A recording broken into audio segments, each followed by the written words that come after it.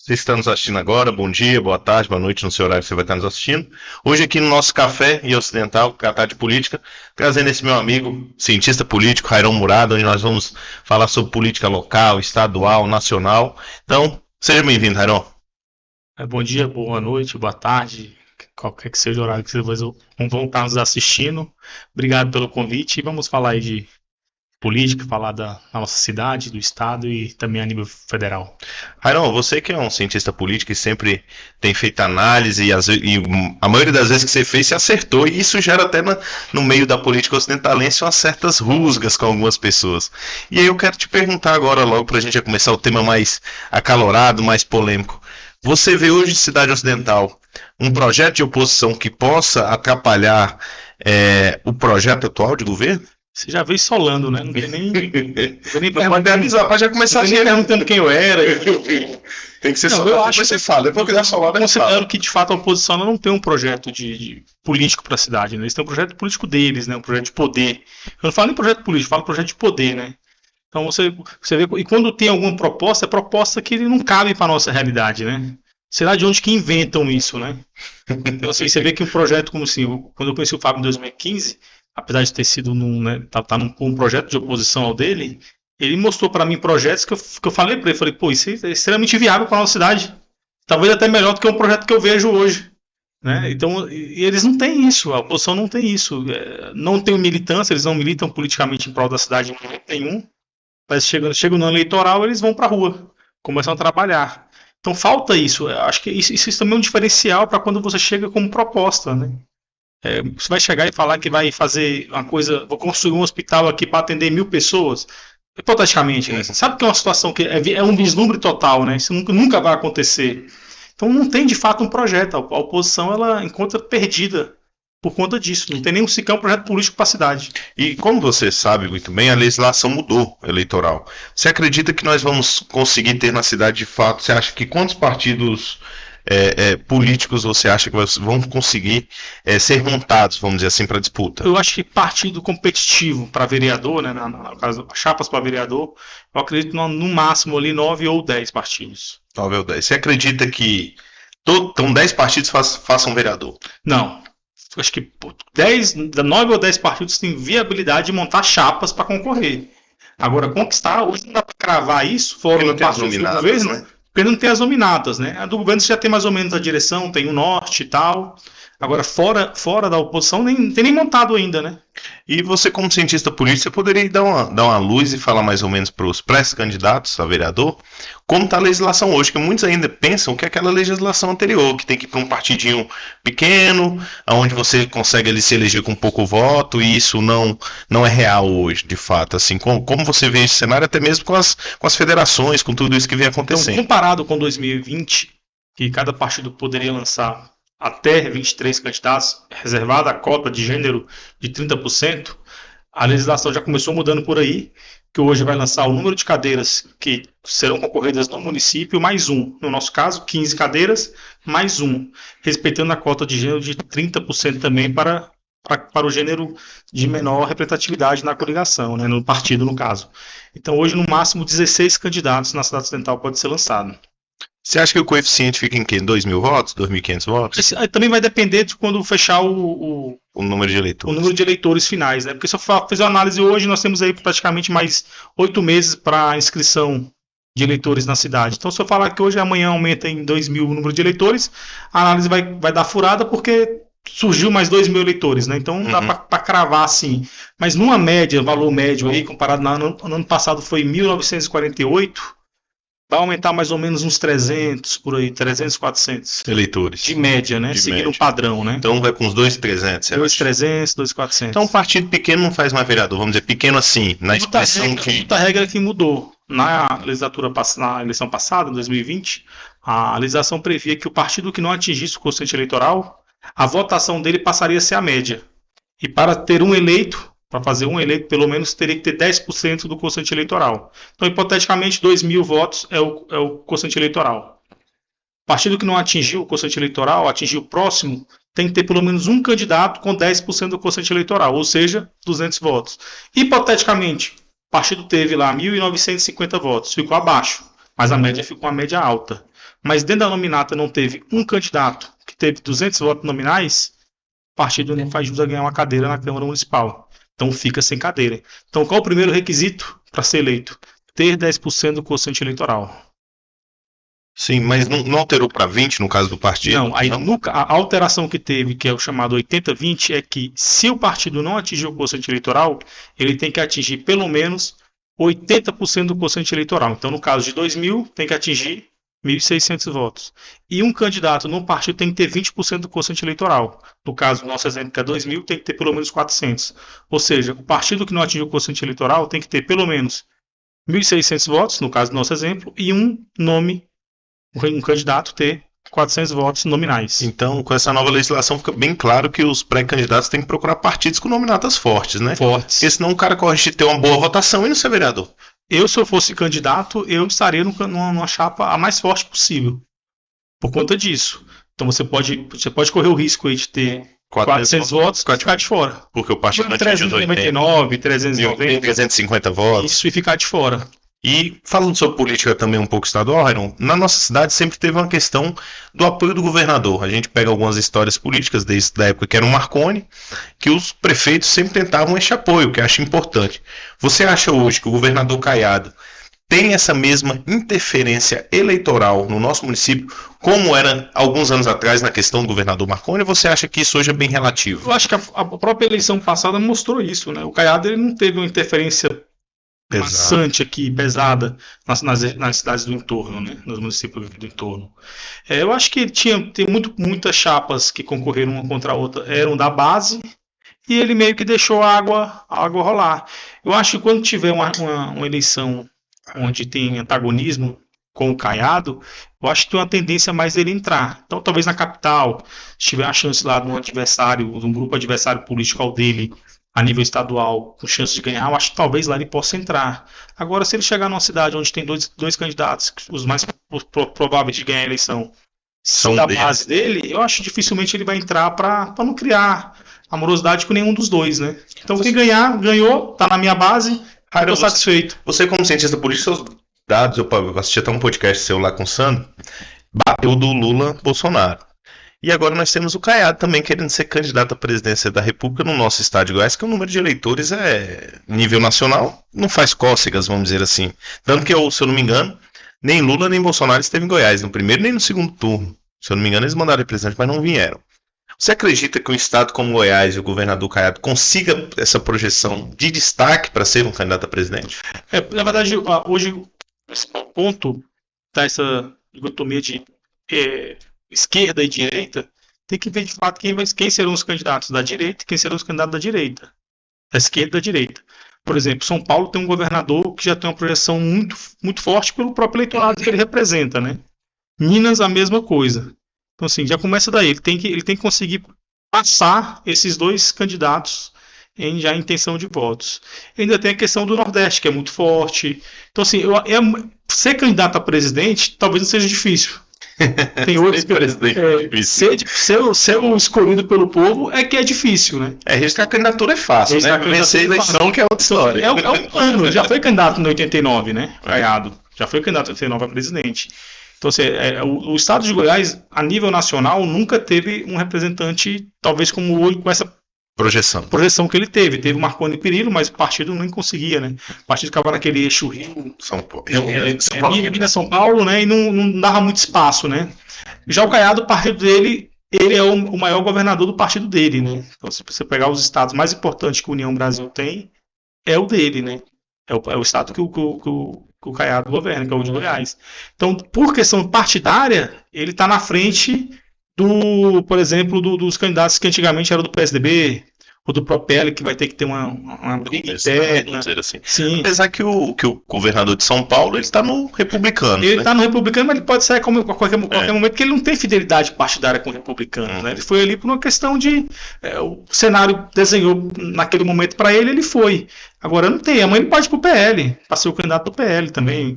Porque o Zema também já sinalizou ir pro PL, né? Porque o Zema tá muito novo. Ou seja, eles não tem uma briga interna ali na parte para ver quem vai ter que ser o candidato.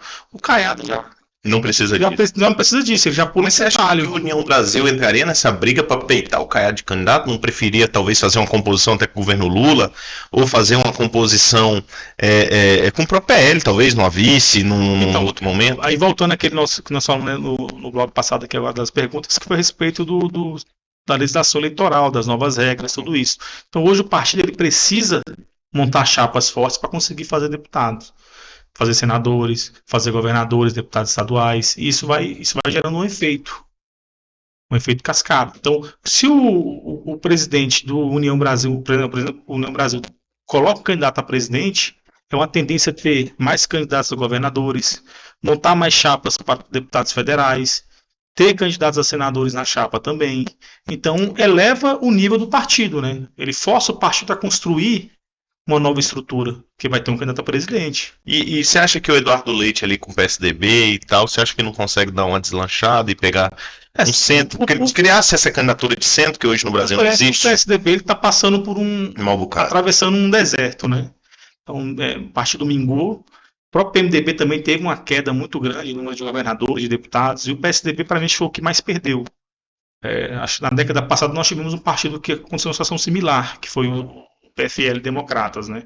Ele baixou muito, chegou a ficar na casa dos 20 e poucos deputados, e hoje o PSDB tem 14 deputados, 12, 13, 14, na verdade é 12 ou 13. Por causa da federação, a federação acho que fez 15. Passa o número, mas é mais ou menos nesse número. Então é uma perda significativa, né? Se você colocar 8 anos atrás, o PSDB competiu. Tinha 8 governadores. Você acha que tinha muitos senadores, tinha muitos deputados, e hoje ele mingou, né? Você acha que essa falta de posicionamento do PSDB, de se considerar a direita, atrapalhou? Porque a gente sabe que estatutariamente o PSDB não é de direita. Mas o eleitor mais à direita nas eleições contra o Partido dos Trabalhadores tendia a votar nos candidatos do PSDB. Você acha que essa falta de identidade com esse eleitor fez o crescimento do Bolsonaro e fez com que o PSDB morresse? Eu acho que o que aconteceu foi o seguinte, Douglas. Imagina você está jogando sempre o mesmo jogo com a mesma regra. E aí, de repente, fala, não, agora a regra não é mais essa. E você está acostumado a jogar só com aquele jogo, com aquela regra passada. Então o PSDB estava acostumado com o mesmo padrão. A gente vem candidato contra o PT. Nosso principal adversário é o PT, nosso antagonista é o PT. E veio o efeito Bolsonaro em 2018, que muita gente não previa aquele efeito Bolsonaro, e o PSDB pensou, não, vamos lançar o Alckmin candidato a presidente, ele vai ser o candidato do Centrão, e nós vamos ganhar a eleição. E não contou com o efeito Bolsonaro. De fato, o PT vinha numa queda muito grande, né? Os nomes estavam todos jogados na lama, o presidente estava com problema, o presidente Lula estava com problema, né? Então, assim, o PSDB, ele apostou todas as fichas dele naquele processo eleitoral de 2018. O Alckmin sequer foi para o segundo turno. Perdeu para o candidato novo, se eu não me engano, em votação. Perdeu. Então, assim, o desempenho eleitoral foi pífio. E era o partido com a maior coligação. Eles saíram com mais de 10 partidos na coligação a nível nacional. E perdeu. Então, aquela derrota, assim, é muito difícil você ver um partido perder e na outra eleição ele conseguir ressurgir. Agora, você imagina um partido que está perdendo desde 2002. Então, perdeu 2002, perdeu 2006, 2010, 2014 e 2018. Sequer agora teve condição de lançar a candidatura. Por quê? Por conta disso. Então, assim, a derrota, cada vez que você vai perdendo o seu poderio. Tem a questão de fazer deputados, que diminuiu, né? Diminui o fundo partidário.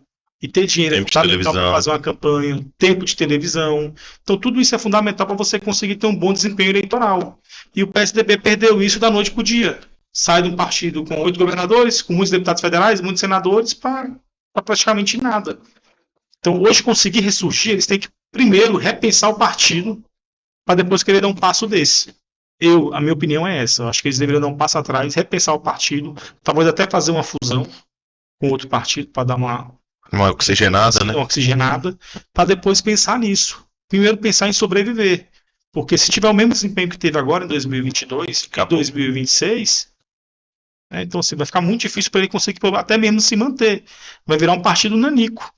Com a nova legislação, a tendência é que os outros partidos tenham mais deputados e vão ficando para trás. Você acha que a polarização na próxima eleição, em 2026, continue, vamos dizer assim, PT e Bolsonaro? Lula e Bolsonaro, vamos dizer Sim, assim. sim, eu acho que fica ali o petismo, o lulismo e o bolsonarismo, não tenho dúvida disso. E você acha que o Bolsonaro consegue ser candidato ou ele vai abençoar alguém? Como ele agora, né, depois da decisão do TSE que tornou ele inelegível, eu acho que ele vai ter que Abençoar. pensar num plano B, né? Provavelmente o plano B dele pode ser o Tarcísio de Freitas, governador de São Paulo, que acabamos de falar. Acho que ele deve desembarcar do PRB e ir para o PL, já com esse plano, de ser um plano B. Porque se, por exemplo, o Bolsonaro consegue lá reverter a decisão judicial, ele pode ser o candidato de novo. Tarcísio pode ser o candidato do PL ao governo de São Paulo de novo na reeleição. E aí pensar nisso no futuro, se de vir a presidente ou não. E se o Bolsonaro ficar de fato inelegível, ele, que é o que está, né, já está de fato inelegível, ser o Tarcísio o plano B do bolsonarismo. E seguir essa linha. Agora E vamos. seguir essa linha. A gente- Apesar que o Tarcísio não é bem bolsonarista raiz, né? Mas eu acho que ele traria um pouco também da identidade do centro-direita, vamos dizer assim, um cara mais polido, de melhor discurso. Eu acho que poderia ser um nome. Agora voltando, a gente foi a nível estadual, federal, vamos voltar a nível municipal. Você falou que se tem muitos candidatos a presidente para se fazer deputados, fazer senadores. Você acredita que aqui na cidade também teremos muitas candidaturas a prefeito para fazer vereadores? Ou você acha que tende-se a polarizar? Como é que você vê hoje esse cenário que vai se construir na cidade? Em 2012, eu vi uma pesquisa em que mais da metade dos municípios tinham apenas 2 candidatos para prefeito. Com essa nova legislação, a tendência é aumentar ainda mais. Então pode ser que até que tenha 3 candidatos, mas a disputa de fato será entre 2. Essa terceira candidatura não consegue nem sair do, Do da embrião. garagem, né? Vai ficar na garagem ali guardadinha que não vai conseguir nem ir pra rua. Por quê? Porque tem que montar chapa de vereadores. Tem que ter a chapa competitiva. Não basta montar uma chapa. Você tem que ter uma chapa competitiva. Não adianta nada você montar 4, 5 chapas e não fazer um vereador, fazer só um vereador. Então passa por isso também. Então geralmente a chapa do governo é uma chapa que vem muito forte. Então na última eleição eu falei que o PP fazia 3 vereadores, quem sabe 4, as pessoas duvidavam, não é possível, ninguém faz. Cada partido vai fazer no máximo 2. Mas por quê? Porque eu via com os candidatos com potencial de voto. O mais votado foi do PP, com quase 800 votos. Os votos de legenda do PP bateu mais de 500 votos. Então tudo isso é um peso do partido. Então se o candidato a prefeito não consegue montar isso, não consegue dar estrutura para o candidato ir para a rua pedir voto para ele não vai ter uma boa votação, porque tem um reflexo muito grande. É muito raro, são raras as exceções de você ver um projeto político onde o prefeito ganhou, somente quando é a máquina, e os seus vereadores tiveram menos votos que ele. Geralmente o vereador tem mais, a chapa de vereadores tem mais voto que a chapa de prefeito. que a chapa do prefeito. Então olha a importância de você ter bons nomes, fazer uma boa nominata para ir para a rua, que são os seus soldados, né? Quem entrega o santinho casado lá com o nome do prefeito É o vereador. é o vereador. É o principal cabo eleitoral de um prefeito. É o vereador. Então, se você não consegue montar uma chapa competitiva, o outro vai vir e vai ganhar esse voto, vai ganhar essa cadeira. Eu falo sempre sobre questão de progressão matemática. Então, você pega lá um candidato a prefeito que vem na chapa com 50 candidatos a vereador e o outro vem com 100. A cada um carro que ele adesiva 100. Se ele adesiva 2, ele adesiva 200. 3, 300. E por aí vai. No final, se cada um adesivar 10 carros, ele vai ter 1000. E o adversário, se adesivar 10 carros, vai ter 500. Então, ou seja, olha a proporção. Olha a proporção que é você ter mais candidatos a vereador na sua chapa. E bons candidatos que consiga. E, sobretudo, bons candidatos. Não adianta nada ser candidato e adesivar o dele só. Sim, não adianta nada você montar 3 chapas e não fazer vereador. Você jogou fora aí 4, 5 mil votos. E você acredita que o cenário polarizado nacional chega ao município ou você acha que essa discussão... As características das níveis nacionais não tem muito impacto. O eleitor, um município com a característica como o nosso da Ocidental, um município pequeno, no geral, médio porte, ele não usa isso como regra. A maioria não usa. Pode ter uma pequena parcela que usa como regra. Tanto que você vê, em 2020, o Estado Ocidental não teve nenhum candidato eleito levantando bandeira do bolsonarismo, levantando bandeira do petismo, do lulismo. Não tivemos. Por quê? Porque o critério de escolha de voto aqui é outro. O critério de voto com um município como o nosso, enfim, municípios que são similares ao nosso, É totalmente diferente. O cara vota porque o cara é vizinho dele, porque conhece, Que é amigo. porque estudou, porque é amigo, porque participa do mesmo grupo da igreja, porque tem ele como uma referência eclesiástica, né, sendo um pastor, por exemplo. Então, o critério de escolha de voto aqui é totalmente diferente do que o critério de escolha de voto para governador e para presidente. Então, o impacto eu vejo muito pequeno. Pode ter uma pequena população aí, uma pequena parcela do eleitorado que siga essa tendência. Então, quem é o candidato? É o Douglas. O Douglas é Bolsonaro ou ele é Lula? Não, o Douglas é Lula. Então eu vou votar nele porque eu sou Bolsonaro. Não, o Douglas é Bolsonaro, eu vou votar porque... Então, pra gente aqui, o impacto é muito pequeno. Não reflete assim de uma forma. Não reflete. Então você acredita que deva polarizar a eleição no município? A tendência de polarização. Mesmo que venha aí 3 candidaturas, pode ser o que aconteça, mas eu acho que de fato no voto, eu acho que essa terceira via ela não consegue passar ali dos 2, 3 mil votos, e os votos vão ser concentrados nessas duas forças maiores, né?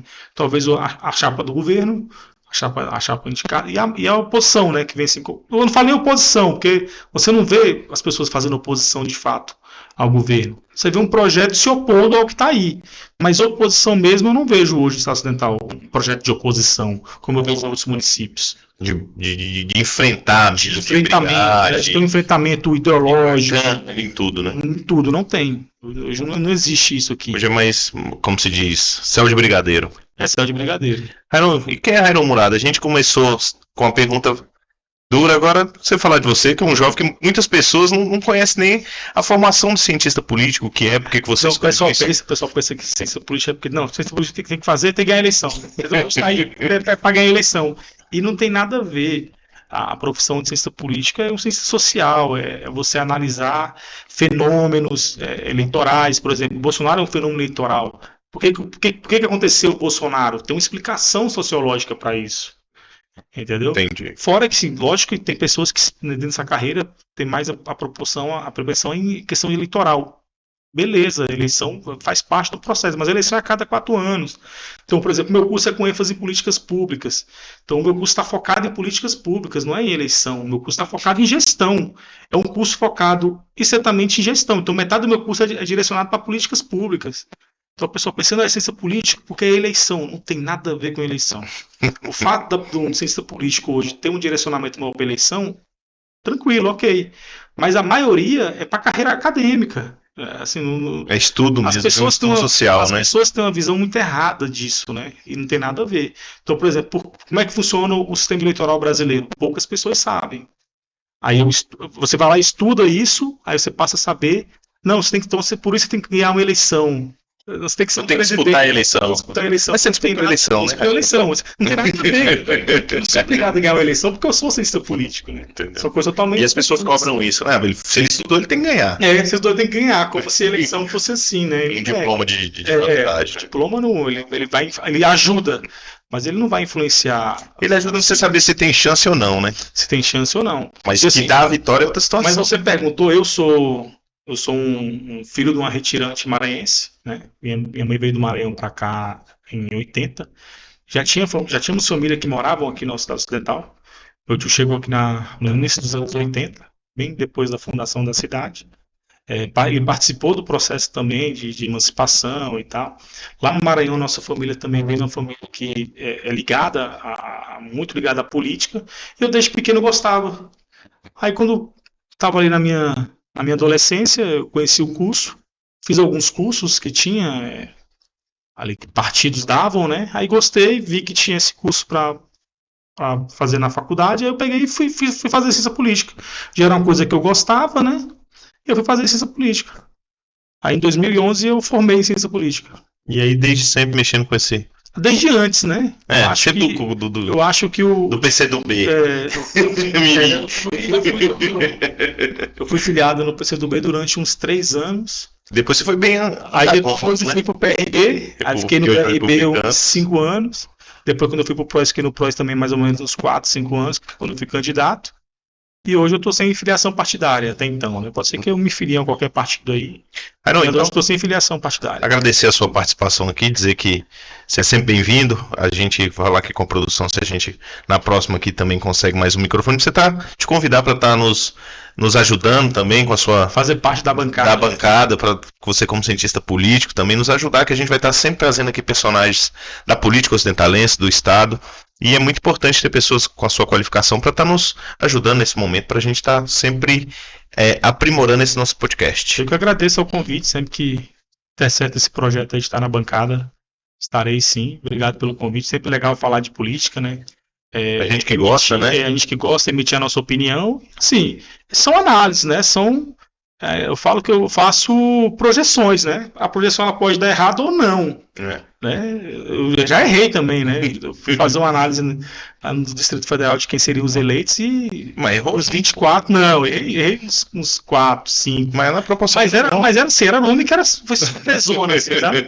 E o que acontece, é assim, qual a chance de você acertar de 24? Travar 24 é muito difícil. E tem sempre a surpresa eleitoral, tem as falhas de campanha, tem tudo coisa, isso. Né? Então, a gente faz projeção baseado na questão racional, né? Então, eu não faço baseado na questão... Quando eu falo dos partidos, né? Se não tiver uma chapa competitiva, hoje você tiver um partido aí com 16 candidatos, 2 candidatos abaixo de 100 votos, você derrubou a sua chapa. Você faz essa análise, o cara fala, não precisa não, que eu vou ter mais 2 de 500. Pô, se tu tá com a projeção de ter 2 abaixo de 100, você vai ter 2 com 500 na sua chapa? É muito difícil. Então, assim, a tendência é que o partido caia por conta desses 2 candidatos. Não consiga nem disputar os 80-20. Então, é projeção. Pode ser que o partido tenha lá, de fato, os 2 com 500. Mas é muito difícil, entendeu? Então, você faz a projeção, você faz a análise, você baseia um monte de coisa. Você analisa os adversários, né? Na eleição passada, só para concluir, foram 340 candidatos. Muita gente. Então, assim, eu peguei da Rua Larga da 17 até o Dom Bosco, que eu contei, tinha dado quase 50 candidatos. Por rua, praticamente. É um inchaço de candidatura, entendeu? Então, o cara que disputa a eleição, o cara chega e ganha. O voto do vizinho, não, eu também sou candidato. Já a gente pediu o voto. É complicado. Essa realidade agora, ela vai acabar. Vai reduzida, né? Isso é reduzir aí praticamente a 1/3 dos candidatos que foram na eleição passada. Como eu tenho uns 150 candidatos? Por aí. Acho que no máximo vai ser isso aí. Então, Renan, obrigado mais uma vez e tamo junto. Valeu, obrigado. Valeu, falou, Radozan. Valeu.